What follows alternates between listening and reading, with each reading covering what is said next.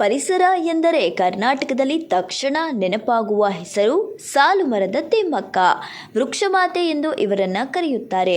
ವರ್ಷಗಳ ಹಿಂದೆ ನೂರಾರು ಸಸಿಗಳನ್ನು ನೆಟ್ಟು ಪರಿಸರಕ್ಕೆ ಕೊಡುಗೆ ನೀಡಿರುವ ತಿಮ್ಮಕ್ಕ ತಾವು ನೆಟ್ಟ ಸಾಲು ಸಸಿಗಳಿಂದಲೇ ಸಾಲುಮರದ ತಿಮ್ಮಕ್ಕ ಎಂಬ ಹೆಸರು ಪಡೆದುಕೊಂಡರು.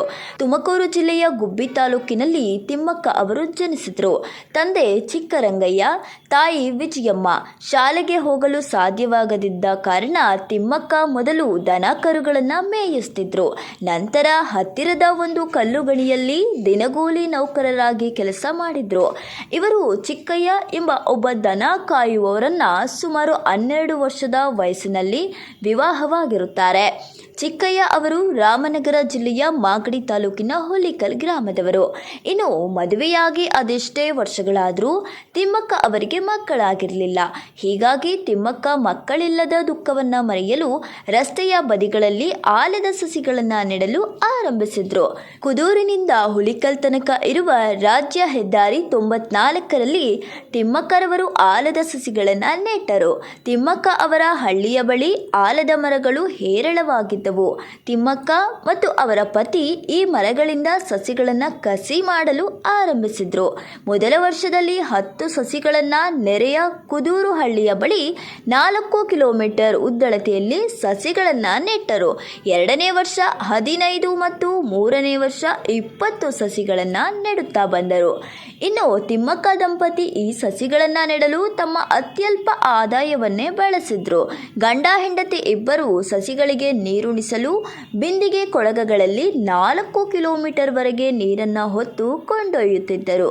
ಇನ್ನು ಸಸಿಗಳನ್ನು ಮೇವಿನ ಜಾನುವಾರುಗಳ ಕಾಟದಿಂದ ತಪ್ಪಿಸಲು ಅವುಗಳ ಸುತ್ತ ಮುಳ್ಳು ಪೊದೆಗಳನ್ನು ಹೊದಿಸಿದ್ರು.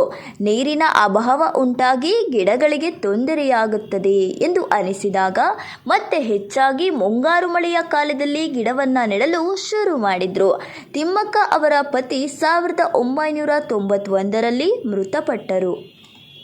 ದುಃಖದಿಂದ ಹೊರಬಂದ ತಿಮ್ಮಕ್ಕ ಅವರು ಮತ್ತೆ ಮರಗಳಲ್ಲಿ ಸಾಂತ್ವನವನ್ನು ಕಂಡುಕೊಂಡರು. ಬಳಿಕ ಹೊಸ ಚೈತನ್ಯದಿಂದ ಅವುಗಳನ್ನು ಪೋಷಿಸುವುದನ್ನು ಮತ್ತೆ ಮುಂದುವರೆಸಿದ್ರು. ಇನ್ನು ಸಾಲುಮರದ ತಿಮ್ಮಕ್ಕ ಈ ರೀತಿ ತಮ್ಮ ಸ್ವಂತ ಖರ್ಚಿನಲ್ಲಿ 8,000 ಸಸಿಗಳನ್ನು ನೆಟ್ಟಿದ್ದಾರೆ.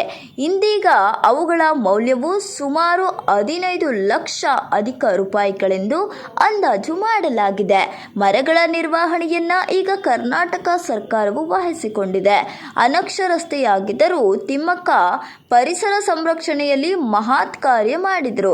ಮುಂದಿನ ಪೀಳಿಗೆಯ ಹಿತದೃಷ್ಟಿಯನ್ನು ಗಮನದಲ್ಲಿಟ್ಟುಕೊಂಡು ಮರಗಳಿಗೆ ನೀರುಣಿಸಿ ಬೆಳೆಸಿದರು. ಪರಿಸರಕ್ಕೆ ತಿಮ್ಮಕ್ಕ ನೀಡಿರುವ ಕೊಡುಗೆಯನ್ನು ಗಮನಿಸಿ ಹಲವಾರು ರಾಷ್ಟ್ರೀಯ ಮತ್ತು ಅಂತಾರಾಷ್ಟ್ರೀಯ ಸಂಸ್ಥೆಗಳು ಗಮನಿಸಿ ಪುರಸ್ಕರಿಸಿವೆ.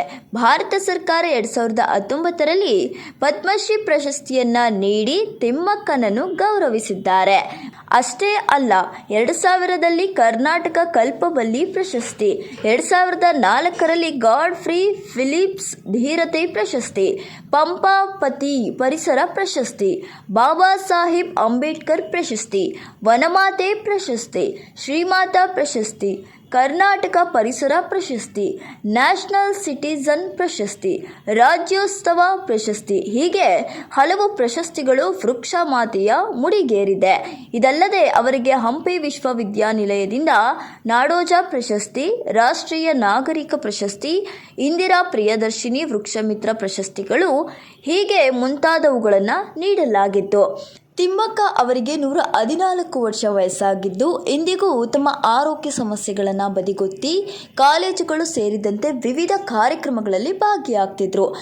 ಸಾಧನೆ ಮಾಡಲು ಯಾವುದೇ ಪದವಿ, ನೆರವು, ಅವಕಾಶದ ಅಗತ್ಯವಿಲ್ಲ. ಕಾಯಕ ನಿಷ್ಠೆ ಇಟ್ಟುಕೊಂಡು ಎಲ್ಲರಿಗೂ ಒಳ್ಳೆಯದು ಮಾಡಬೇಕು ಎಂಬ ಧ್ಯೇಯ ಇದ್ದರೆ ಜಗತ್ತನ್ನೇ ಬದಲಾವಣೆ ಮಾಡುವ ಶಕ್ತಿ ಆಗಬಹುದು ಎಂಬುದಕ್ಕೆ ಸಾಲುಮರದ ತಿಮ್ಮಕ್ಕನೇ ಆದರ್ಶವಾಗಿದ್ದಾರೆ. ಇನ್ನು ತಿಮ್ಮಕ್ಕ ಅವರು ತಮಗೆ ತಾವೇ ಅವಕಾಶ ಮಾಡಿಕೊಂಡು ಸಾಧನೆ ಮಾಡಿದ ಮಹಿಳೆಯಾಗಿದ್ದಾರೆ. ಇವರ ಸಾಧನೆಯಂತೂ ಅಪಾರ.